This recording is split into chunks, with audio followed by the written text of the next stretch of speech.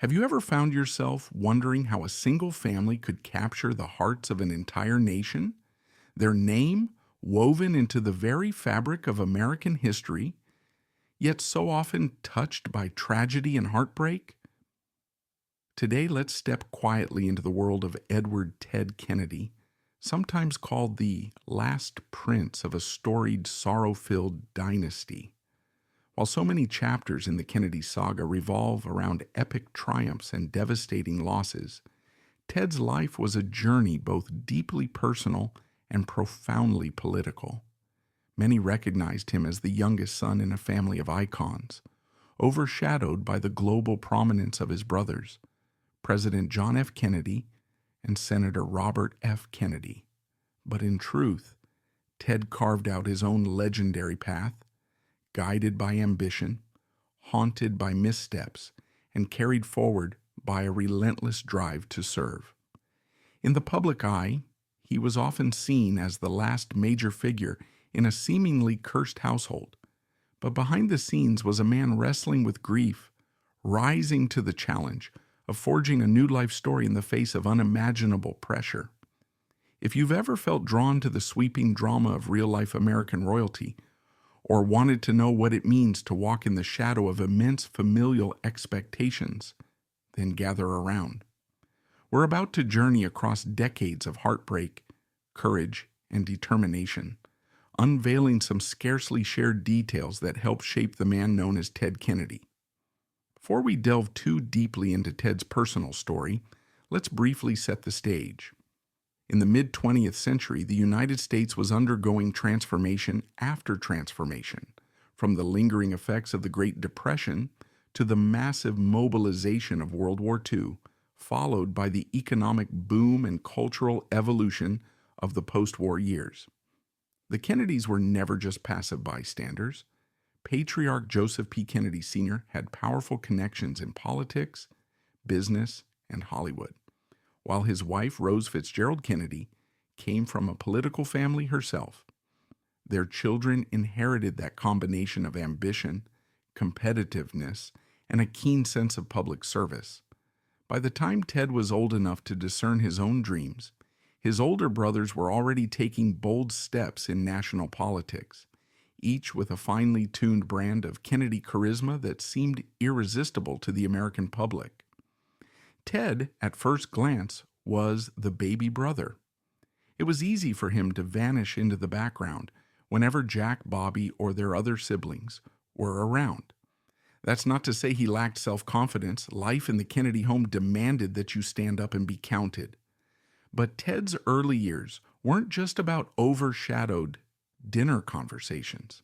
They also involved constantly moving between boarding schools and international travels with his family. As his father was named U.S. Ambassador to the Court of St. James in London, Ted accompanied the family abroad and took in the broad horizons of Europe during a moment when the continent was on the brink of war. It gave him a worldly perspective at a young age, even as it introduced him to the complexities of diplomacy. Yet for all the glitz, there were rigorous demands placed on each Kennedy child by Joseph Sr., who expected top academic performance, physical prowess, and unwavering loyalty to one another. Ted's journey to adulthood was dotted with stepping stones that might seem typical for a young man from a prestigious family. He enrolled at Harvard University and, like many of his siblings, was groomed to follow a path to public service. Behind the polished facade, however, Ted was known to struggle with living up to the lofty family reputation. One lesser-known aspect of this period was the fact that he was nearly expelled from Harvard for having a friend take a Spanish exam in his place. This incident left a deep mark on him. While it didn't derail his ambitions, it served as an early lesson in the need to confront consequences. The Kennedys might have been revered by many, but they were hardly immune to personal failings. For Ted, the scandal was humiliating and embarrassing, yet it also planted in him a sense of humility and the awareness that public scrutiny can be harsh and relentless. After sorting out those troubles at Harvard, accepting a suspension, completing military service in the Army, and then returning to graduate. Ted found himself catapulted, almost by destiny, into politics. He volunteered on John F. Kennedy's congressional campaigns, eventually assisting on Jack's legendary run for the presidency in 1960. By that time, Ted had begun to grasp the mechanics of Washington, the art of negotiation, the importance of forging alliances, and the unstoppable momentum of a campaign that grips the public imagination. He had an extraordinary vantage point, a young man standing at the epicenter of American hope, watching as his charismatic brother rose to global fame. It was exhilarating and daunting all at once. While Jack championed a new era, declaring that the torch had been passed to a new generation of Americans, Ted was absorbing crucial lessons behind the curtain of public spectacle. Ted's official entry into national politics came via a carefully orchestrated plan. Once Jack became president, the family wanted to keep the Massachusetts Senate seat in Kennedy hands. Even so, there were critics who whispered about nepotism, doubting Ted's qualifications. At first, a family friend held the seat in a placeholder capacity until Ted reached the constitutionally required age of 30 for a Senate run. When that day arrived in 1962, Ted campaigned vigorously.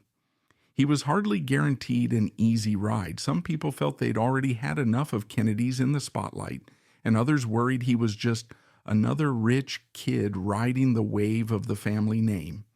But to the surprise of many, he displayed a real knack for politics. He had a personable charm and an indefatigable energy on the campaign trail, greeting factory workers in the early morning hours, chatting with parents outside grocery stores, connecting with local officials and everyday folk who'd never met a Kennedy in person. He ended up winning by a fair margin, officially stepping into the Senate to carry on the family's political torch. Just a year later, in November 1963, everything changed. The young senator had just begun navigating the complexities of Congress when the nation was rocked by the assassination of President John F. Kennedy in Dallas. To lose a brother is heartbreaking enough. To witness that brother struck down in front of the world, to hear the hush of a stunned nation, such sorrow is unimaginable. Ted was thrust into a swirl of shock and grief. America grieved along with him, but the pain in the Kennedy household was something deeper, more private and abiding. This heartbreak, which arrived at a moment when Ted was still learning how to be his own man, laid a heavy burden upon him. Rather than retreat from public life, he made the decision to keep going, to keep the Kennedy legacy alive however he could. Over the next few years, Ted worked closely with his brother Robert, who would soon become a senator from New York. The two found solace in each other's company, forging a bond that was equal parts familial devotion and political partnership. Bobby ran for the presidency in 1968, and Ted, still wounded from Jack's loss, poured heart and soul into supporting him. Tragically, the cycle of grief repeated. Bobby was assassinated in June 1968, just moments after a California primary victory. Once again, Ted was left to pick up pieces of a shattered dream. In the heartbreak of that time, losing not one, but two iconic brothers, Ted felt the full weight of the Kennedy legacy on his shoulders. He found himself unexpectedly thrust into the role of family patriarch, the caretaker of grieving siblings, fatherless nieces and nephews, and a national audience that still looked to the Kennedy name for hope and direction. He delivered a stirring eulogy for Bobby that lingers in the public memory for its raw emotion and quiet resolve. Even people who'd never cared much for the Kennedys found themselves moved by Ted's words and presence. It was as though, overnight, he had metamorphosed into something far more than just the baby brother.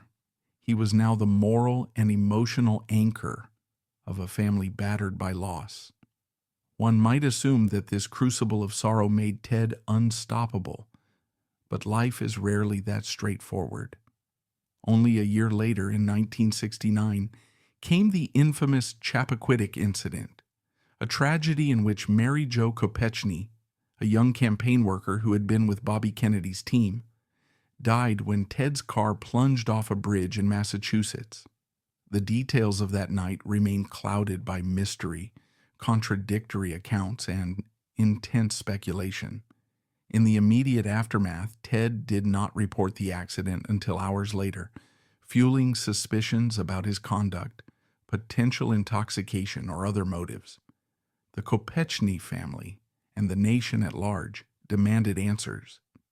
Ted pled guilty to leaving the scene of an accident, but many found that unsatisfying. Public trust was shaken.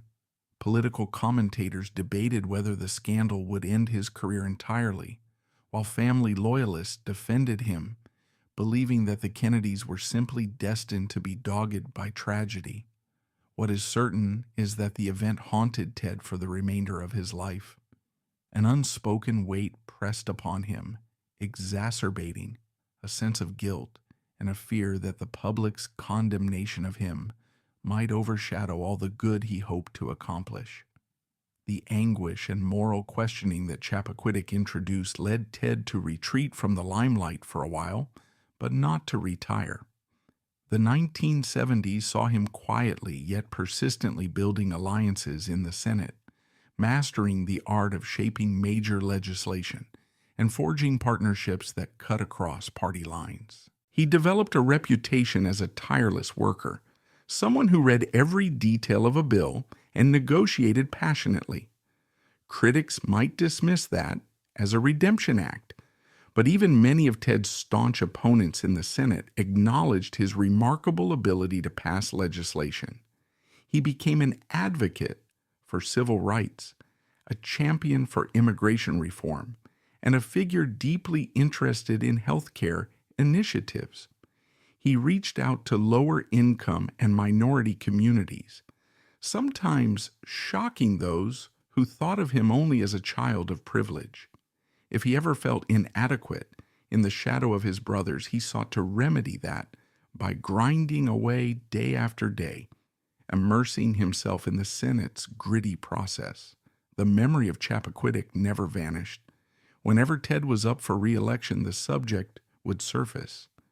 For many, the matter remained an insurmountable obstacle in fully trusting him. But for others, the conversation started to shift as they saw him immerse himself in legislative work. It was hard to label him a mere lightweight, living off the Kennedy name, when he was personally shepherding bills through the often deadlocked chambers of Congress. Gradually, Ted earned a new nickname, the Lion of the Senate. Despite personal failings, controversies, and heartbreak, he managed to remain an influential figure who often shaped the national agenda. His voice carried weight on everything from healthcare to civil rights to education, and behind the scenes he shaped a host of bills that impacted everyday Americans.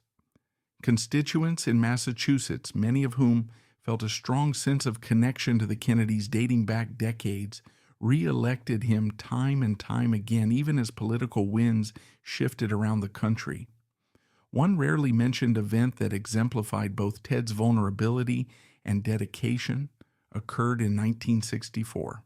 While flying in a small plane to a campaign event, the aircraft crashed in an apple orchard, killing the pilot and a legislative aide. Ted was pulled from the wreckage with a broken back, several broken ribs, and other serious injuries. His recovery was slow and excruciating, including weeks in the hospital and months of rehabilitation. Yet he returned to his Senate duties as soon as he could. News footage from that period shows him leaning on crutches, unsteady but resolute. That near-death encounter gave him a sense of perspective that later shaped his priorities, particularly when it came to improving healthcare systems and hospital access. For Ted, this wasn't a mere policy stance. It was intimately linked to his own lived experiences of pain, vulnerability, and the need for quality medical care. When it came to personal life, Ted's story carried its own complexities. He married Joan Bennett in 1958, a union that would produce 3 children, but would ultimately end in divorce in 1982. Joan herself struggled with alcoholism and the pressures of public life, reflecting the toll that constant media scrutiny and tragedy can have on spouses of the Kennedy men. Ted remarried in 1992, finding companionship and stability with Victoria Reggie, a Washington attorney. It was a later-in-life partnership that many observers felt offered him a fresh emotional anchor. Despite this new chapter, Ted continued to wrestle with his own bouts of alcohol misuse, and at times reckless behavior, episodes that the tabloids relished, further staining his public image. The tension between his deeply felt desire to do good through public service and his recurrent lapses into personal misjudgment shaped much of Ted's emotional world. He was never the flawless model of righteousness that so many hoped a Kennedy would be, but he found a way to persist, transforming his vulnerabilities into legislative passion. For Ted, losing his nephews and nieces to the same tragic fate that had claimed his brothers was a haunting possibility. But he also acted as a mentor, supporting them through their own forays into public life. He was deeply involved in the extended family, offering fatherly guidance to the children of John and Robert. One quietly heartwarming story, though seldom discussed outside close circles, happened on Christmas Eve in 1973. Ted gathered his nieces and nephews to read them a family tradition, a handwritten letter from their father, Bobby, to each child, which Ted had discovered in old family files. The letters contained simple messages about love, perseverance, and the importance of finding one's own path. The kids, still raw from grief, reportedly wept, but they also felt a powerful sense of closeness to Bobby, channeled through Ted's voice. That evening was no grand public affair. It was private, quiet, deeply moving, an example of how Ted served as the emotional glue, preserving the memory of lost loved ones for the next generation. Yet, for all his familial devotion, Ted also carried the strain of continuing the political mantle. After Bobby's assassination, many Democrats looked to Ted as the next Kennedy for president. At first, in the wake of the tragedy, he demurred, finding the thought too painful. But by 1972, some had hoped he might challenge President Nixon. In 1976, he was again considered a viable contender, and in 1980, he finally mounted a primary challenge against the incumbent President Jimmy Carter. The campaign was fraught with tension, not only because of party divisions, but also because Ted struggled to articulate precisely why he was running. His famously awkward answer in a major television interview about why he wanted to be president became emblematic of deeper conflicts. Some suspected he felt compelled by the sense of destiny that accompanied his family name, while others wondered if his heart truly lay in legislative work, rather than the loneliness and intensity of the Oval Office.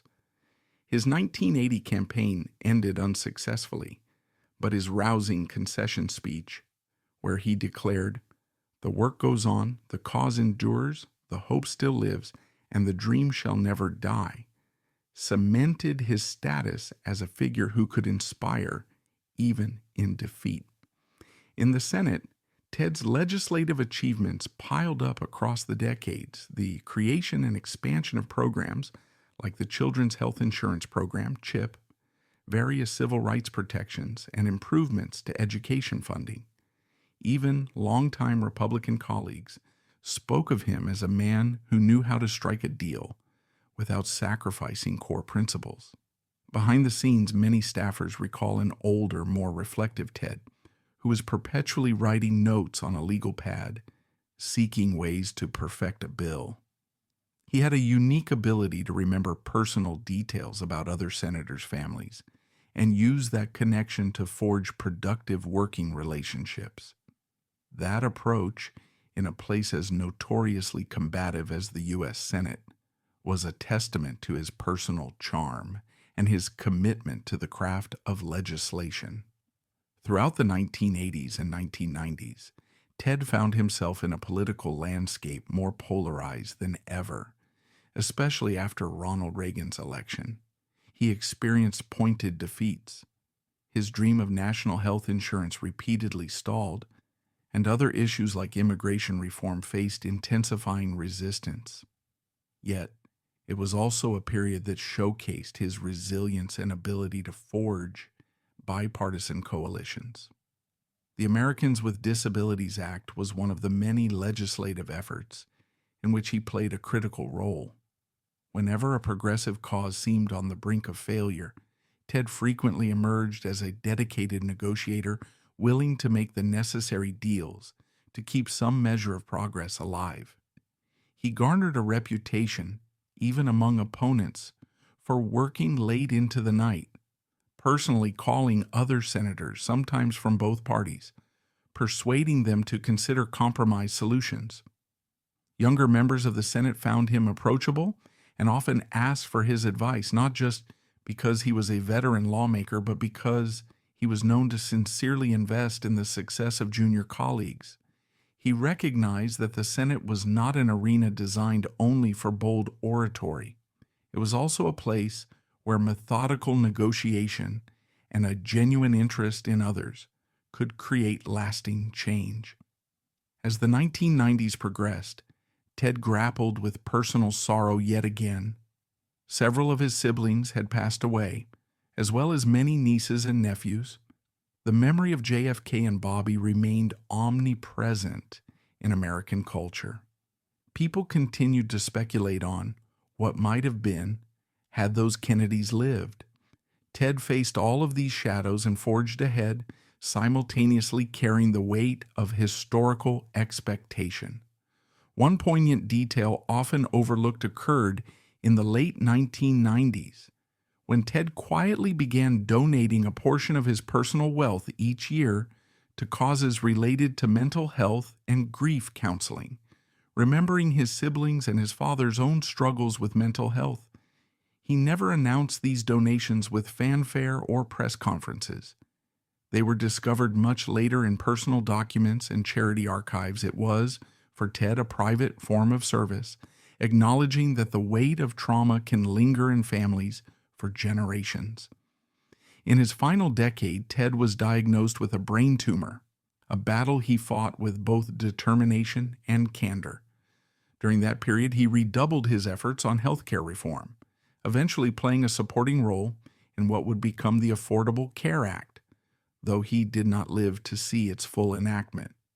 Even as his health deteriorated, he made an impassioned appearance at the 2008 Democratic National Convention to endorse Barack Obama for president in a moment that felt like a passing of the torch, reminiscent of the stirring speeches that once propelled his own brothers to national prominence. His voice, though weakened, carried a resonant message that hope endures, that public service is a noble calling, and that love of country can transcend short-term political squabbles. When Ted passed away in August 2009, the nation again paused to mark the end of an era. He was mourned, lauded, questioned, and dissected. For some, he was the embodiment of everything that liberal politics stood for, both revered and reviled by different segments of the public. For others, he was simply Uncle Ted, the man who had held the extended Kennedy family together through tragedy after tragedy, who had stepped into fatherly roles for children whose own fathers were gone. Politically, his absence left a noticeable void in the Senate, where younger lawmakers realized how much they had relied on the behind-the-scenes guidance of the Lion, who had a knack for forging surprising alliances. For all of Ted Kennedy's contradictions, the scandal, the personal struggles, the moments of profound heroism, He remains a figure who defies simple categorization. He was privileged, yet also broken by loss. He sought redemption in the legislative craft and found ways to accomplish lasting good. In that sense, the controversy over whether his legacy should be defined by Chappaquiddick or by his many contributions to American laws is likely to persist for decades to come. The Kennedy mystique, rooted in glamour, tragedy, and service, resonates strongly whenever we look at Ted's life story. He was the last living son in a legendary family whose tragedies became part of America's collective memory. With his passing, that era felt as if it had truly come to a close. Yet the conversation around Ted Kennedy's life remains a living one, marked by ongoing debates and reinterpretations. Some historians note that had he not been tarnished by Chappaquiddick, he might have become president. Others argue that perhaps fate was better served by his long Senate career, where he left a greater legislative imprint than he could have from the White House. Modern progressives often look back on Ted's policy stances as ahead of their time, progressive yet still open to dialogue with conservatives. Meanwhile, critics can list every personal failing as evidence of hypocrisy or a lack of moral discipline. In this swirl of praise and condemnation, the true essence of Ted Kennedy is multifaceted. He was a man who, for better or worse, never stopped believing in the potential of American democracy to do good for its people, even when he himself was weighed down by guilt, sorrow, and controversy. What does Ted's story leave us with today? On an emotional level, it presents a tale of resilience in the face of heartbreak. For anyone who has lost a loved one, let alone multiple siblings, in the most violent public manner possible, Ted's ongoing dedication to public life shows how some individuals manage to transform despair into energy for service. On a social and political level, Ted's work in the Senate reminds us that even flawed individuals can mold policy and champion ideals that outlast their lifetimes. One of his lesser-known quotations from a 1978 interview is especially revealing. "My family's tragedies do not make me unique. Everyone faces heartbreak. But how we respond, how we turn heartbreak into something that can help others, that is the story we get to write for ourselves." It's that ethos which explains how, despite everything, he persevered. He was the last prince of a famously tragic dynasty, and that title speaks to the near-mythic aura the Kennedys once had. Yet peel back the layers and you find a man who was anything but a distant aristocrat. He was shaped by fear, sorrow, love, ambition, regret, humor, and a fierce drive to make himself useful to the country that had given his family both adoration and unimaginable pain.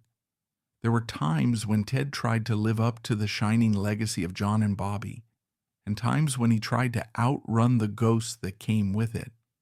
Occasionally he stumbled spectacularly, but in the sum total he stands out for having endured longer and done more legislatively than perhaps any other Kennedy, spanning nearly half a century of American history. Reflecting on his life now, we might marvel at the ways in which one man can embody a clash of extraordinary privilege, intense public devotion, tragic personal circumstances, and sincere dedication to uplifting the vulnerable. His was a story so shaped by the swirl of mid-20th century America that it almost feels like a fable at times. But as we peel away the mystique, what remains is a profoundly human journey. Ted Kennedy reminds us that no life, however glamorous or haunted, is one-dimensional. He shows us that the same person can be both deeply flawed and impressively compassionate, that a single mistake can become an anchor on a reputation, and that genuine redemption, while never guaranteed, is often sought in the quiet, determined labor of public service. And that's all for today's video. If you like this video, hit that thumbs up, let us know your thoughts in the comments section, and subscribe so you won't miss out on future uploads. See you next time.